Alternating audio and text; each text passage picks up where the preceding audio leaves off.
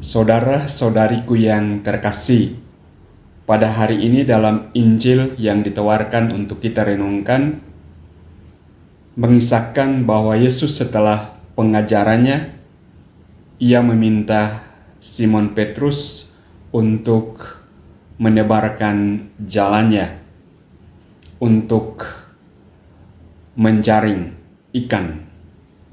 Nah, jawaban yang menarik dari Petrus adalah Petrus memberitahukan kepada Yesus, Petrus dan teman-temannya yang adalah nelayan, mereka tahu persis keadaan di situ, dan dia memberitahukan kepada Yesus bahwa kami sudah semalaman menjaring tetapi tidak mendapat seekor ikan pun. Akan tetapi ia kemudian melanjutkan bahwa tetapi karena engkau menyuruhnya, saya akan melakukannya. Dan kita menyaksikan dalam Injil ini bahwa mujizat terjadi. Mereka kemudian menangkap ikan begitu banyak, dan dikisahkan bahwa jaring mereka hampir saja rusak karena begitu banyaknya ikan yang mereka tangkap. Atas realitas itu, Simon Petrus kemudian menyadari bahwa yang di depannya ini bukan sembarang manusia. Yang di depannya ini adalah Tuhan.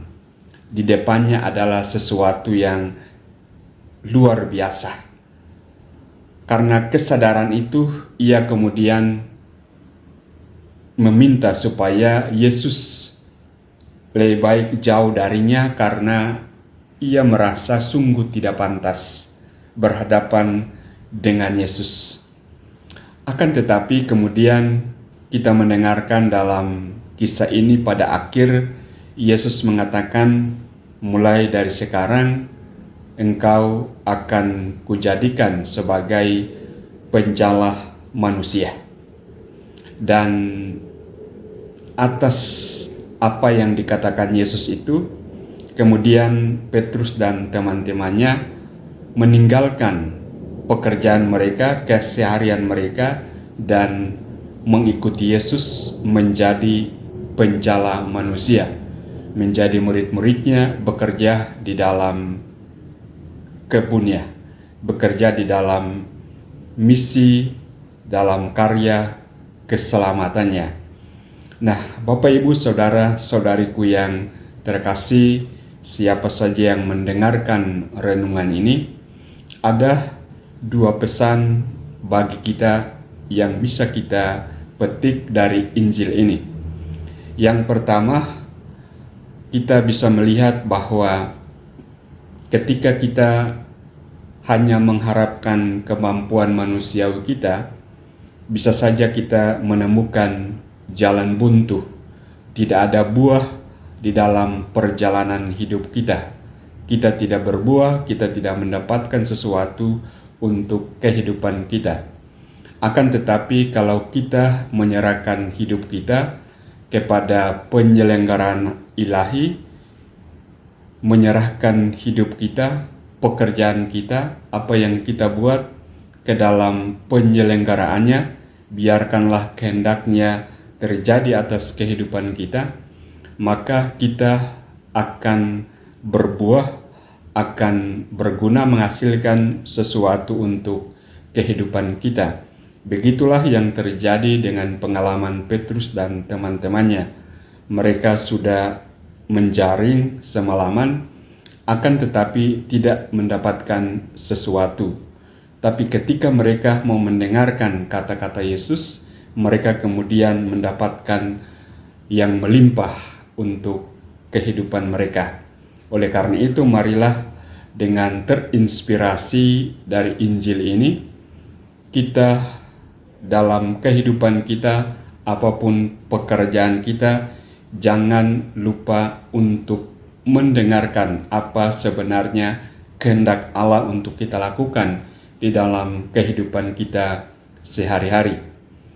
Pesan yang kedua adalah yang menarik bahwa Petrus dan teman-teman nelayannya kemudian mereka meninggalkan keseharian mereka.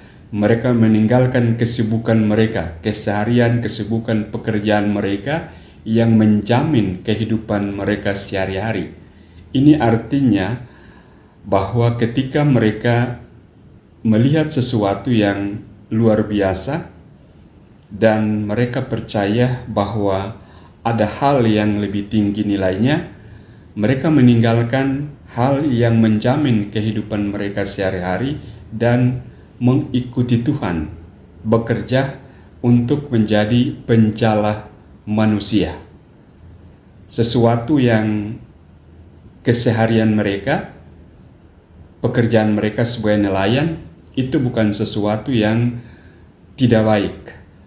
Itu adalah hal yang baik, hal yang menjamin kehidupan mereka, pekerjaan mereka, keseharian mereka. Tetapi ketika dipanggil oleh Yesus, mereka mau meninggalkan itu untuk mengikuti Yesus.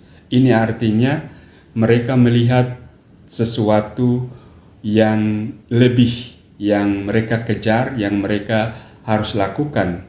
Karena itu bukan hanya untuk kepentingan diri mereka sendiri, akan tetapi untuk kepentingan banyak orang, atau dalam bahasa kita, demi keselamatan umat manusia.